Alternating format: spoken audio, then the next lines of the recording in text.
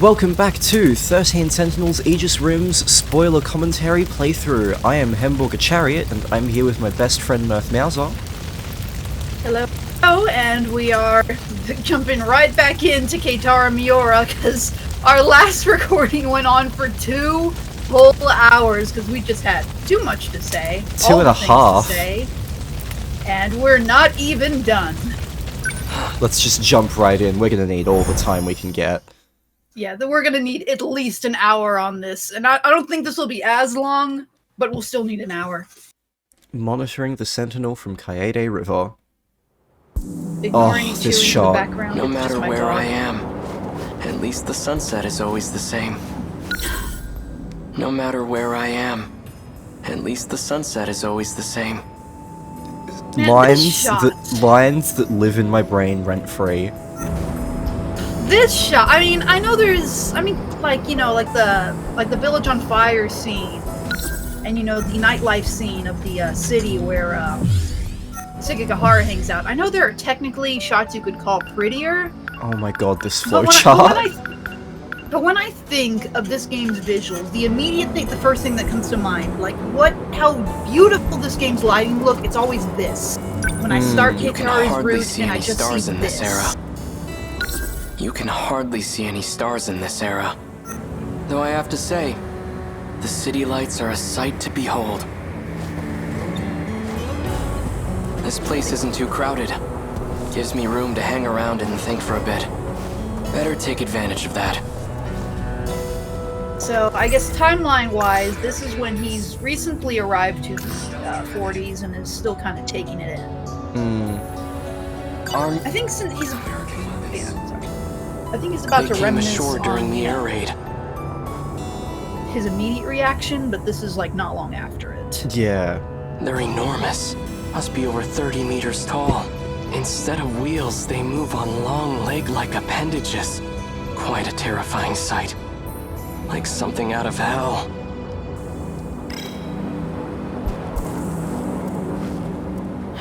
I bet. Nothing's changed today either. It hasn't gone anywhere. It's still there, hiding behind all those elaborate curtains. That Sentinel. It's what brought me here. Why were just the Sentinel and I brought here? Sorry, what was that?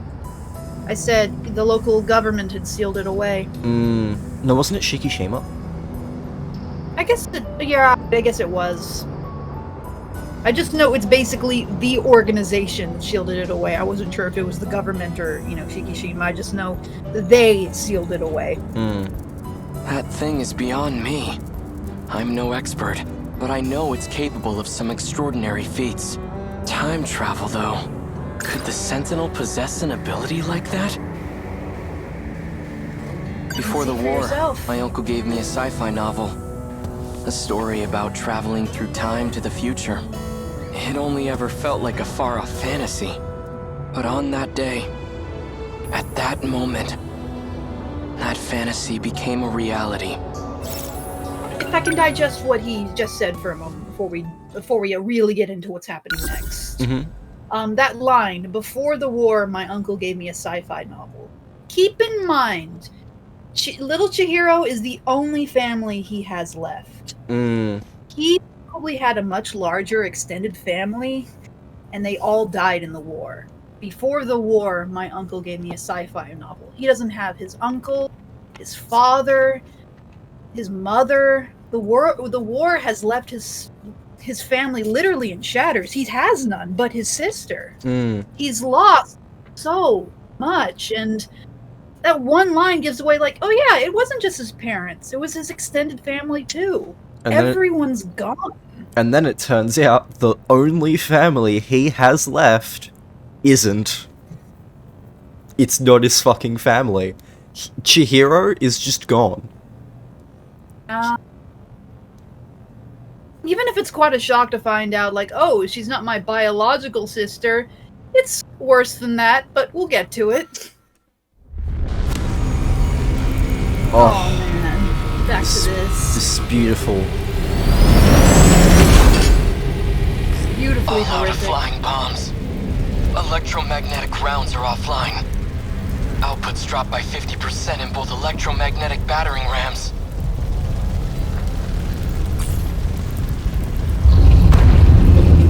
You're coming. They never stop coming. There are just too many of them. But I'm not about to just sit here and die. I still have 2 minutes before I hit my operating limit. This is very Asuka versus Ava series from the end of Evangelion. Might as well give it everything I got.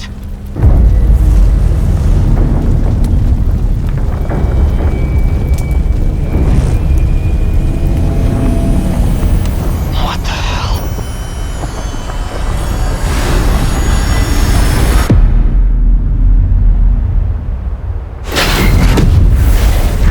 I mean, technically better to shift than be torn apart by those things. And he would have been torn apart by them. Yeah, absolutely. Where's the enemy? Did I lose?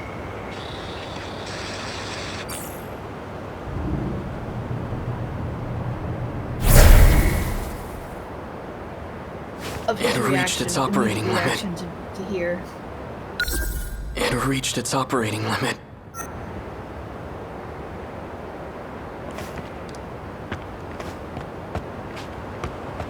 Where am I?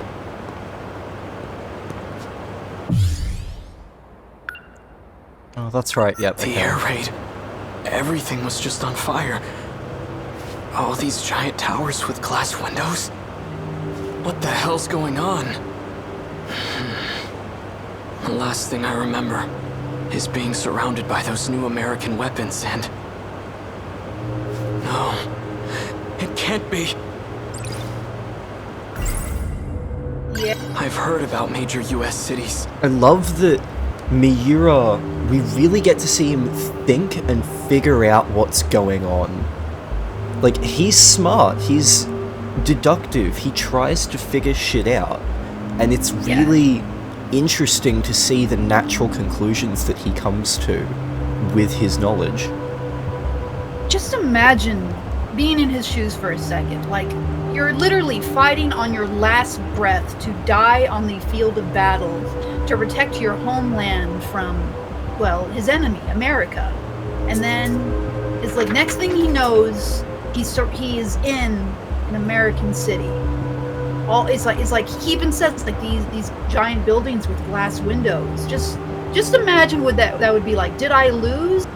And then to be surrounded of the literal symbols of your failure. And it's not America. This is Japan. It's like Japan, when it was rebuilt itself from the war, rebuilt itself in a more of a Western influenced way. These high-rise buildings are common. Yep. Was I captured? And they got my Sentinel too? They must have done it when I lost consciousness. Brought me to the mainland as their... That's Japan. No, wait. If the Sentinel just reached its operating limit, then not very much time could have passed. He's deducting. But this view says otherwise. It's not my homeland. Somehow, I ended up on US soil.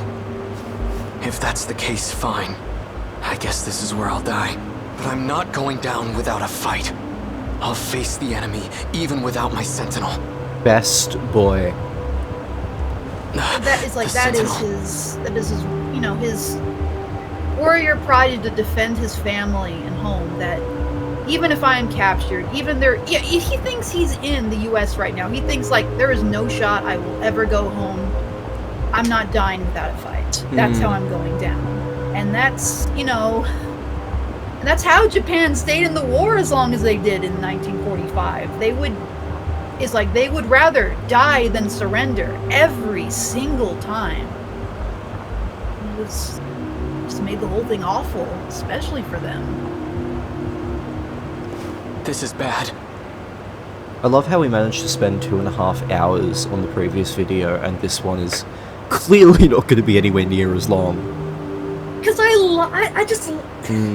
Keitaro Miura is such a good representative of a child soldier from the 1940s, and it is all in these little characterizations of just how he reacts to the 80s and how much he's still, you know, was basically trained and grew up on this mindset and this atmosphere, and just you can see that in every little bit of dialogue and how he, in his inflection and how he reacts to everything. It's so well written. It's so good.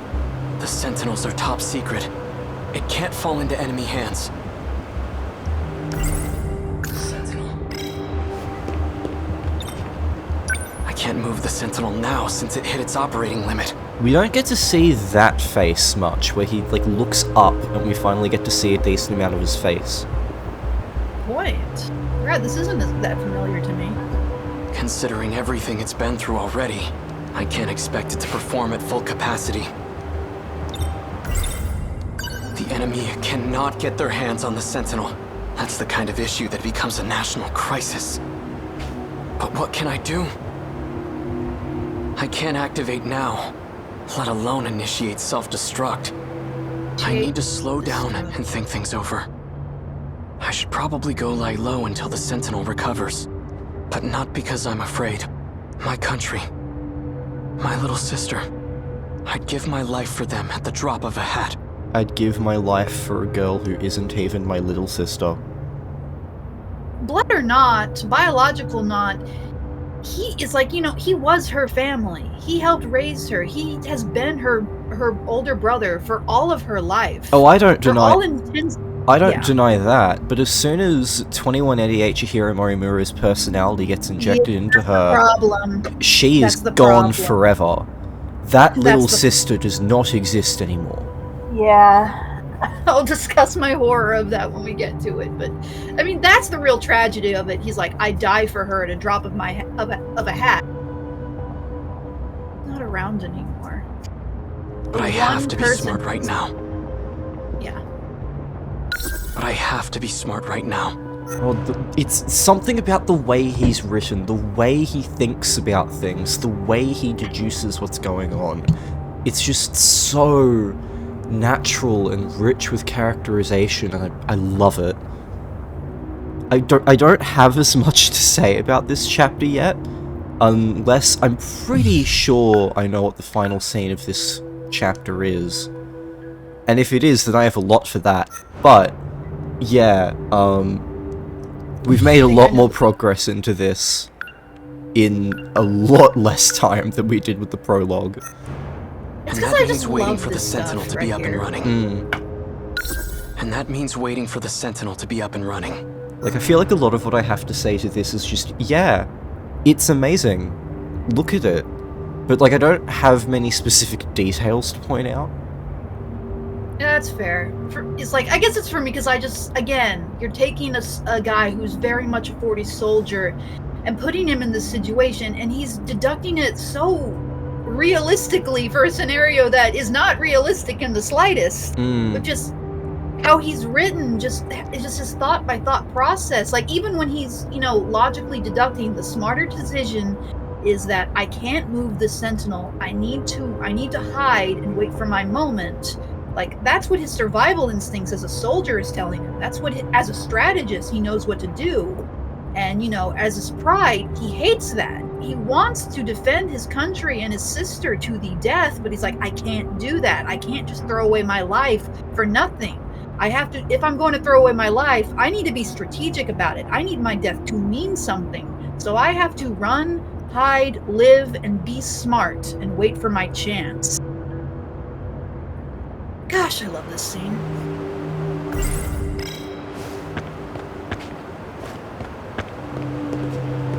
Now that I have a plan, I'd better move fast. I should get out of here before American soldiers show up. I'll stay out of sight until it's the right time to move.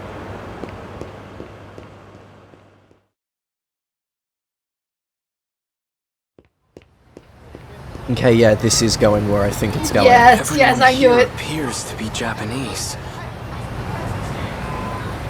But Logs are something's off.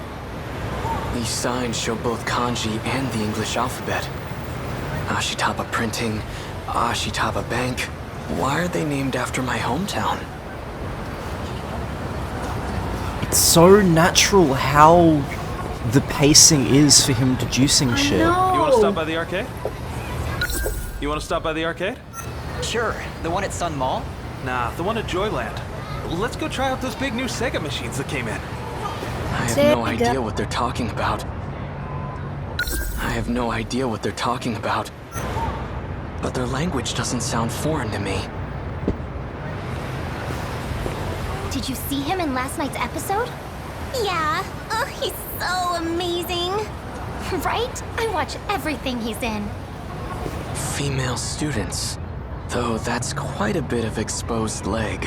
Oh my god. And we get Yeah. to see the The paces skirts are of the 1940s boy in him.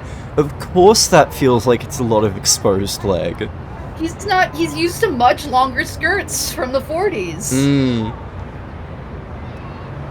Does the It exposed almost leg seems remind like you a of different anything? dialect. It almost seems like a different dialect. But it's definitely Japanese. Yeah, there's a lot of different dialects in Japan. Like, it's super easy to, you know, for that to get lost in localization, just how much characterization is in just dialect alone. So many like what it cars. says about what characters are from, what they're thinking, what their mindset is, what know- kind of person they are. I And know- that's so hard to localize. I know it's pretty common for games to localize the Kansai dialect as a sort of country town accent from America, Yeah, yeah. or like a Sometimes southern it works thing. better than it works sometimes better than others. It really depends on the game and its tone. Where in the world am I? This isn't America. It looks like Japan, but everything seems off. This is all just a terrible dream. Right? It Right. would be. Because, again, you're taking someone whose enemy is everything that was in America. That's what they were dying for. To take down that enemy to protect their homeland. And now he sees everything about his home is so American. It's like, it feels like, yeah, it would feel like a nightmare. Why is everything that's familiar to me, you know, have the shadows and echoes of everything I was taught to, you know, fight and die against? So many It is cars. basically a nightmare. So many cars. Where in the world am I? This isn't America. It looks like Japan, but everything seems off. This is all just a terrible dream. Right? Right. It's nothing to worry about, just my brain acting up. That's why my surroundings appear to be different. We knew what the risks were going in as Sentinel pilots. I love how he thinks he's going insane at this point. From his perspective, that would make more sense than a Japanese-American hybrid city. Professor Doji made it all very clear to us. That's right. This has happened before. I experienced a similar illusion during the Sentinel sync test. It's the boys! This comes from my favorite lines. I cannot wait for one of my favorite lines to show up. He's wearing a boy's school uniform, but appears to have a girl's haircut. I love that line so much. The hell you looking at? This one has a particularly strange hairstyle. I love you, Miura, so much. Hey, Oh, you he's trying such to a get your ass wholesome and kicked? sweet boy. He's so good. He's wearing a boy's school uniform, but appears to have a girl's haircut. Sorry, I love that line so much. Of course he'd think that. He's never seen a boy wear that kind of hair before. He doesn't know how beautiful it is. He's lost in its beauty. Oh, absolutely. This is the start of the powerful romance between Keitaro Miura and Shu Amiguchi that we definitely need to get to writing at some point. Like, he's not even demeaning about it when he's noticing Amaguchi's, or even, it's like, even Ogata's hairstyle, he's just like, huh. And, you know, he's making an observation at it, like, he's never seen a guy wear their hair that way, like, he has a girl's haircut. He's just being observant of it from his own perspective as a Japanese boy in the 40s. And it's because it's so straightforward that's what makes it so hilarious to me. The hell you looking at? This one has a particularly strange hairstyle. Hey, you trying to get your ass kicked? It looks like Pompadour. I've finally gone crazy. Love it. You want to see crazy? Hey, stop! He's even smiling. It's gotta hurt. That's gonna hurt a lot. This Where am I? scene. Oh, this scene. Yes. Yes, I knew it was coming. What is this room? And Hold then on. this. I think I remember. Some guy with weird hair hit me with his bag. This doesn't look like a detention facility. Oh, this song. Oh my god, oh my god, oh my god. Oh, Yeah. I'm sorry, I have a thing. Mm-hmm. Okay. One of the songs in this game is, I believe it's called A Fateful Struggle, and it plays very often in scenes with Shu Amiguchi, because Shu Amiguchi is Fate, F8. This song sounds pretty fucking similar to it, and it has some very similar melodies to it. And we're in his apartment, in a scene. Do you see why my brain see where goes you're to going. ship these two? I see where you're going. And I was gonna especially, say this. especially Go on. considering how hard I fetishize video game soundtracks. Like, of course I'm gonna make these connections. Of course I'm gonna make these ships. Either gonna I'm comment still on the seeing music. things. What was it, The sorry? music's that the music sounds kind of otherworldly and wondrous and almost eerie. Like the instruments that they're using, especially towards the earlier half of the song, distinctly sound like you're looking at something alien and unfamiliar, which is literally all he's seen around him. And the way that the story is presented, even though we have seen this room before, it feels otherworldly, it feels unreal. Because the way that they've built up his thought process makes it seem like that. With the combination of the music and the lighting and just everything about this. God, Keitaro Miura is just such a perfectly presented story. It really is. So I just noticed something that I think your brain will appreciate it. He's not wearing his shoes. That means Amaguchi took them off. He went the extra mile to carry this boy all the way home and then took his shoes off. He couldn't have taken them off himself in his sleep. Who else was going to do it? I take it by your silence you are at least pleasantly amused. Sorry, I did a big inhale and exhale and Discord didn't seem to pick it up, but the video sure did. Okay. Yup. As I replay this game a second and third time, I'm really coming to the realization that Shu and Miura are my favorite ship of this game. And it's not a canon one. Excited too. No, doggy. Dog, stop. Be quiet. Oh, there we go. Alright, let me kick her out. She's too excited over this shit. Like, there's been other ones. For you. Like, Miura has more popular options, especially with Hijiyama and Sekigahara. Both of those have a lot more fan support, even if neither of them have much, because no non-canon ship has much fan support. But Miura and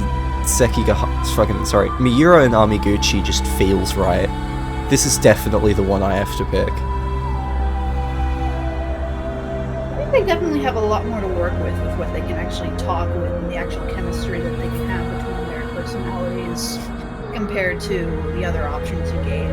Because I'm not saying there's nothing for the other options, but it is a little bit harder for me to try to think like, okay, what would they really connect with and talk about regularly, and what, how are they going to, get close? How is this going to work? Is this way more easier for me to picture with someone like Amaguchi compared to someone with, like, Hijiyama? Or someone removed me from the Sentinel. Whoever it was brought me to some kind of lab. like a lab to him. And it makes sense that he thinks this. This is all unfamiliar equipment to him. God, I love this song. I love this scene and its lighting. I love everything about this. This is another of those scenes that I always think about. Foreign phonograph records. This chapter in general, I mean, the entire story for him I always have in my head, but this chapter is one of the ones that I think about less, except for this scene, which I absolutely love, especially the end of it, which we will get to. I guess another thing to point Takatoshi-san out. used to let me listen to his. Sorry, continue? Yeah, I guess another thing to point out is he's kind of deducting everything. Though he finds a lot of, I guess you could say, the Americanisms of, 80s Japan suspicious, he doesn't comment on it with vitriol or, or despise it for it. Like I think maybe Hijiyama did when he first was reacting to everything, because he was a lot more one-minded, prideful about his country. Like, Keitaro Miura is definitely suspicious of it all. Again, the U.S. were his enemies, and he is a 40 soldier boy, but he's not so prideful that it all disgusts him. He's on edge a little bit, he's suspicious to it, but he's also inquisitive to it, and as he's kind of easing into it, he's almost interested in it and accepting it for what it is. It's more like he's more logically suspicious of it on first sighting and then eases into it, rather than has any like emotional negativity for it, if that makes any sense. Yeah, I think it's characterization like this that leads me to the idea that out of all of the characters from the 40s, I think Keitaro Miura is definitely the most progressive of them, in the sense that he's a lot more open-minded, he's deductive, he's inquisitive, he's intelligent, he has experience with sci-fi already, which is something the other two can't really say. Like, Yeah, it wasn't these popular then. these concepts are a lot less foreign to him than they are to the other two. So, yeah, even more food for the whole headcanon I have that he's gay as all hell, and just hides it really well. Why are there so many records here? There are way more than I saw at the Hijiyamas. This is a piece of lore that I've forgotten about. I did not remember that Takatoshi had music. Takatoshi-san used to let me listen to his. There are way more than I saw at the Hijiyamas. Why are there so many records here? God, I love his voice and the inquisitiveness of it. Just Yeah, it's like, this is what I mean. He's not negative about this information. He's curious and he's accepting it as it comes. Which is why, when we get later in his route, he'll say, I'm glad my country was able to rebuild. When he was, his first reaction to everything was, like, this must be a nightmare. And then once he realizes, no, this is real. This is a reaction to the history that would happen from the war, and this is how my country rebuilt, he accepts it for what it is and says, I'm proud that they were able to rebuild. I love the idle animation he has there, but one nitpick I have is that his forehead scar isn't very accurate to the other times we get to see it. It's very lopsided in a way that it shouldn't be. It's a calendar. Here we go. 1985? It's all in my head. It's just an illusion. The angriness on his face. That much feels like denial. Before then, it felt like he was rationally assuming that Yeah. he was going crazy. This This is feels denial. like this is denial. We're like, no. This is when a part of him knows this is real, and he's just not ready to accept it yet. I need to hear that line again. It was so good. It's a calendar. 1985? It's all in my head. It's just an illusion. And the fact that you can dig into his character so much with just his vocal performance. And God, Zach Aguilar is an absolute king.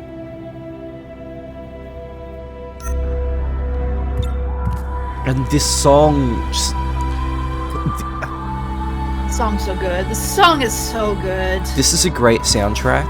I generally wouldn't consider it to be one of my favorites, because that's a pretty fucking high bar, and to be a favorite soundtrack of mine takes a lot, but God, this song is used masterfully. A box-shaped Technicolor projection device. And it's the terminology he uses to explain things in this older, more archaic language that would have been normal to him in the 1940s. Yeah, because I'm pretty sure TVs did exist back then, but they were not in every household. Not even close. The Sentinel has its own spatial projector as well. But that's highly confidential military technology. It's about baseball. I'm not in a military base, am I? Nope. Just deduced that much. It's like, again, it's full of home items, like a calendar, music. It's Okay, about baseball that he's watching. I'm not examining that yet. I'm gonna see if there's anything else I can do. That's the big one. Okay, this is it. At some point, we need to write a fanfic that, like, starts here and just goes in a different direction from canon, where he sticks around.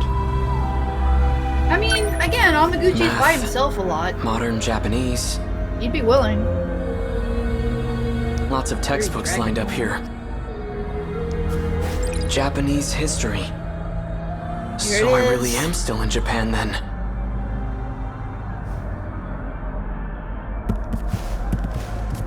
You're gonna have a bombshell dropped on you, buddy. Get ready.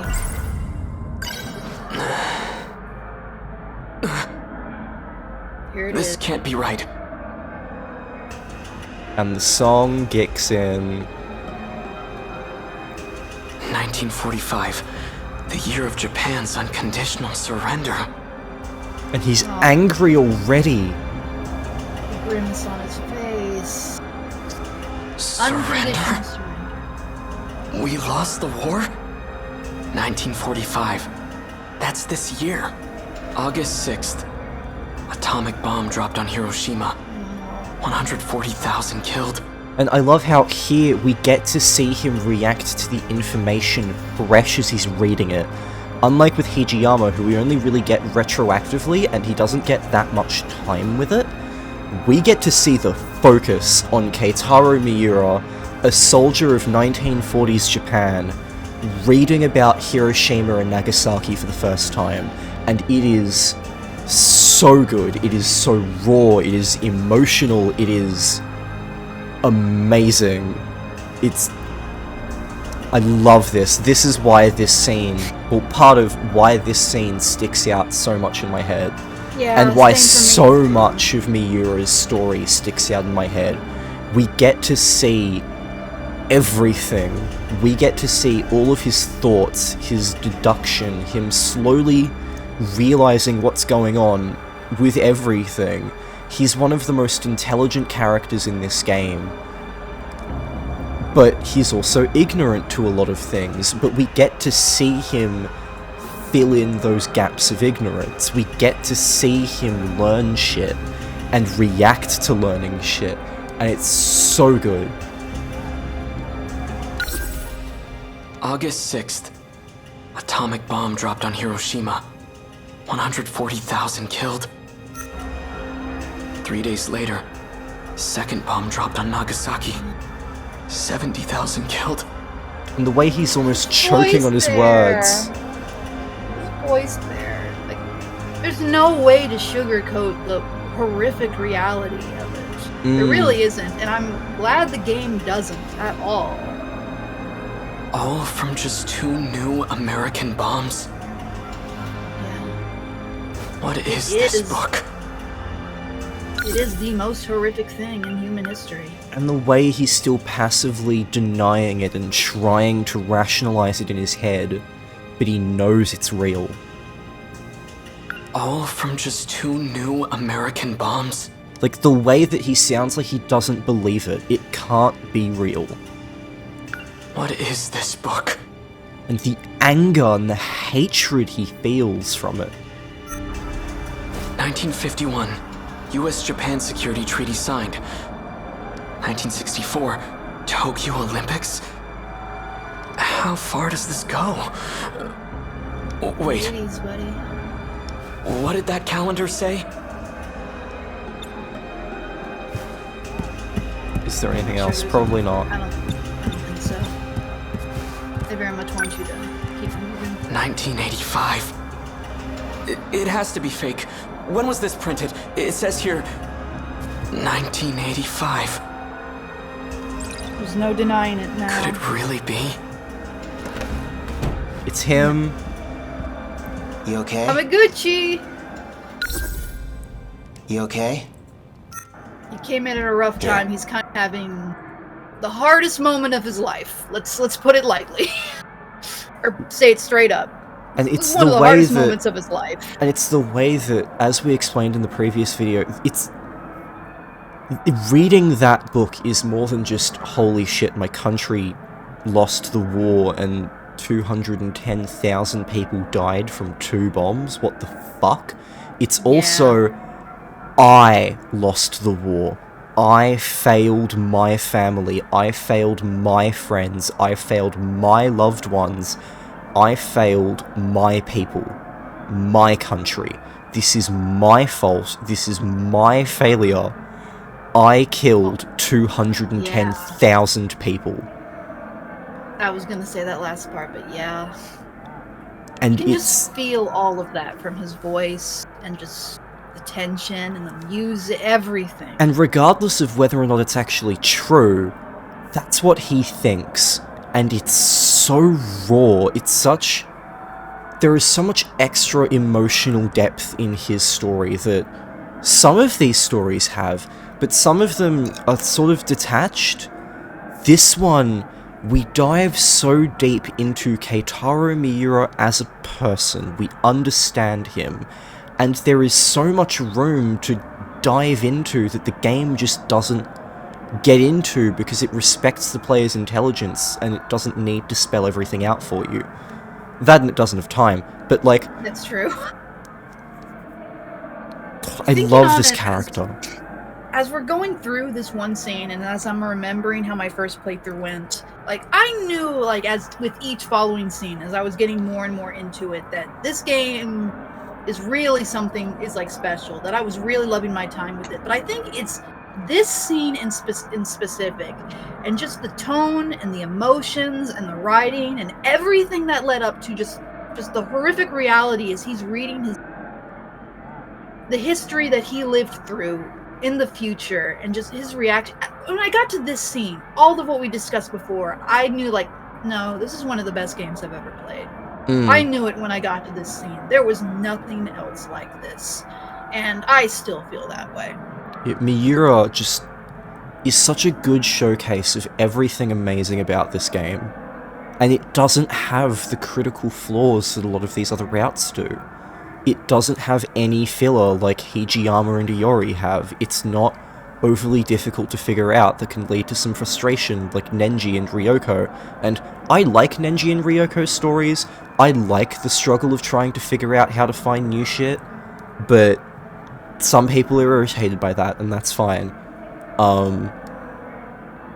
The only time I got irritated is when I couldn't figure out the stupid coin thing in Hijiyama's route. And I love that route, but I'm sorry, that was ridiculous. Yeah, the coins, loose change, and feeding the cat in Iori's route are the 2 bits that I would call actively annoying rather than just challenging. Yeah. It's so cold. That's all that was in the fridge. So cold, right? I guess they didn't have...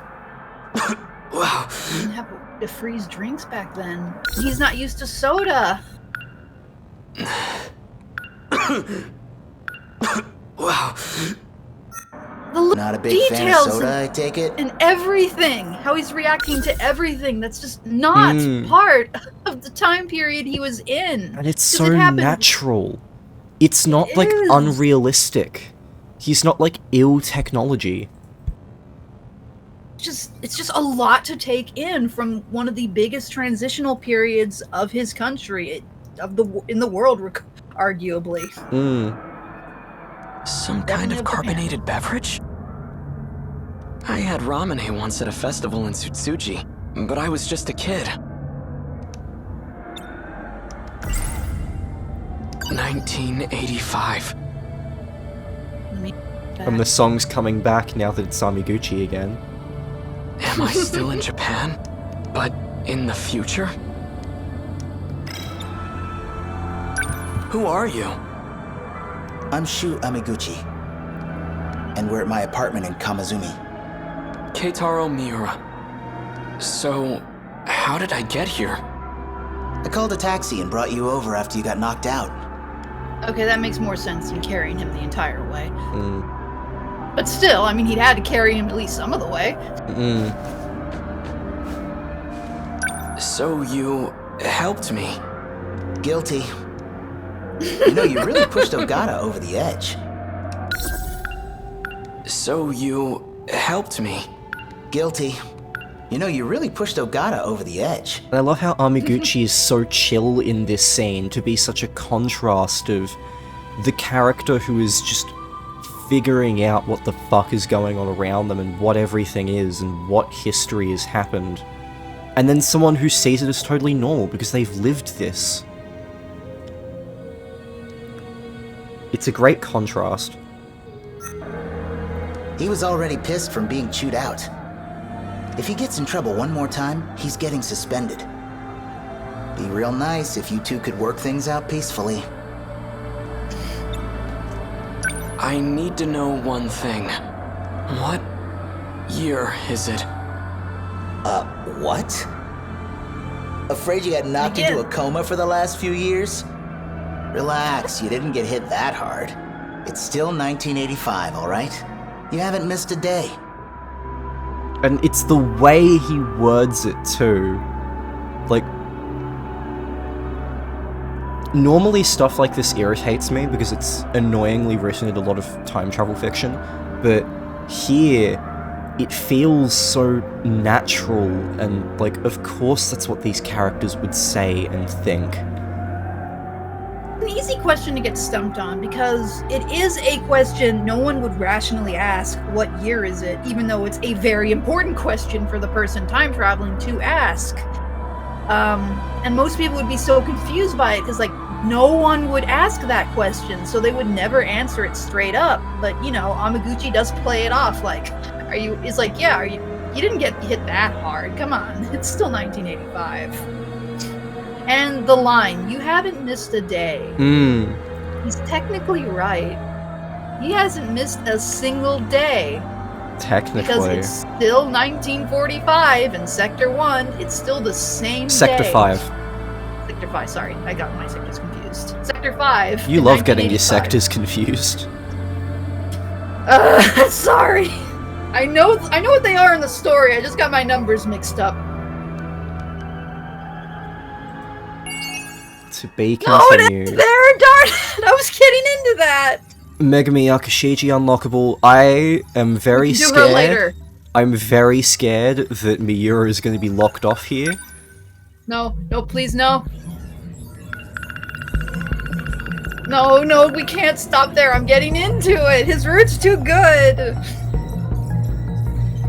Kaede River's Riverbed, where you can get a good view of Kasumi-cho. Not many people come here because of the substantial elevation difference from the metropolitan area. The 1940s is a turbulent era of World War II, a major war which involved numerous powerful nations and marked a turning point for technology and ideology.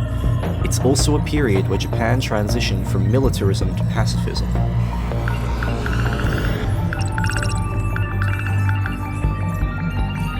I find it interesting that they don't update Miura here. Maybe they're waiting for another event to happen? I think so. Okay, here we go. Yeah, I don't think it's too late in the timeline. That's not like the earliest thing either. Yeah. So there's a couple of scenes missing, which must just be from Natsuno's perspective. Right. So a boy's first battle, and then another world. I think Natsuno was in the same Sentinel and like comes out after this. Yeah, she hid in the basically a compartment in the Sentinel that BJ told her to hide in, and that's how she gets back to the Aegis. Struck by a bag and Japanese history. I love these two scenes, specifically Japanese history. It's wow. Man, that's probably one of the best scenes in the game. Honestly. And then immediately after we get this. Oh. Like, one thing I want to do at some point is sort of... I've tried to do this in the past, sort of unsuccessfully, but I'd like to give it another attempt after this playthrough, where essentially we go through the whole story chronologically, and like separate it into arcs and shit. Okay, yeah, we can try that. Because, like, I've tried it before where it's been like, oh, the arc where Natsuno starts having to deal with shit and going to the 40s and stuff, which transitions into the Miura and ends with this, because it's like the end of that chunk of plot, and then it starts moving on to other shit. Yeah, because a lot of events do kind of happen one after another, and some have pretty big jumps. So yeah, it's these 4 scenes, and if we look at Miura's timeline, we've got pilot cadets. Then I know he has one in the house with his sister. I remember that one. One of them is, I believe the other 2 are talking to Sekigahara. Maybe. And then there's like one event in between this and moving to Jiro's. I kind of wish he'd stayed. I know which one it is. I know which one it is. It's the one where he finds Natsuno at school. Oh yeah. I kind of wish he stuck around in Amiguchi's apartment. Because a lot of shit happens with Jiro. You can still look for Natsuno and still crash at Amiguchi's place. I mean, it still works. And also it's just my shipping brain. Yes. But yeah, his story's fairly straightforward in timeline. Alright, let's see. Fingers crossed! It's available! Yes! Okay. Yes! Yes! Oh, I'm so excited, yes! So, Japan, 40 years later. God, such a good route. Like, all of this character's stories are so good. I think we're only gonna get one more, and I have a feeling where it's gonna end off. Yeah. Do we have anything else we want to get into?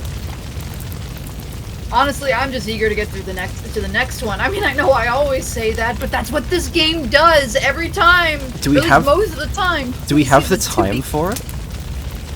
I will check to see if we do. We might. Because if it's a we might, I don't know if I want to risk that. Not with this character. Fair enough. You're right. Fair enough. Let me double check just in case. Like, I'd probably risk it with some of the others. I'm not risking it with Miura.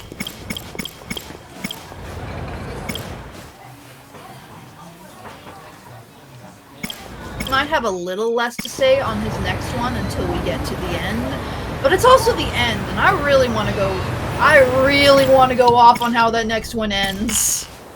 So maybe you're right. I'll just double check to see what we have time for. We can unlock Amiguchi's. Can we unlock Hijiyama's yet? I wasn't looking. No, we can unlock Megami and Amiguchi. So we'll have to skip at least like Hijiyama for now, and then go straight into Amiguchi once Keitaro locks. Yeah, Hijiyama takes quite a while. Not like Goto a while, but he takes a while. Yeah. I always remember being super excited when Hijiyama's would unlock. Again, his route grew on me. I don't think I thought about it very much at all until it finally unlocked. And then I realized I loved this ship. And then I was always excited for when it would unlock. That was a fun time. But yeah, I guess we can just end it there. Cool. Thank you all for watching. Don't forget to like, subscribe, and leave a comment below telling us what you thought about Miura and how perfect he is and how much he should be shipped with Amiguchi. Yes, give us all the Miura thoughts. Every single one. Even the passive ones in your brain. We want them. God, it feels really weird to self-promote and say, like and subscribe. That's And just hit the not bell. something that comes naturally to me. Yes, and hit the bell, hit the bell. so that your subscription actually subscribes and you know when new uploads come out, because YouTube decided to change that for some reason. But yeah, thank you all for watching. We will catch you in the next episode. This is Hamburger Chariot and Mirth Mouser signing out. See ya, everybody. We'll see you then.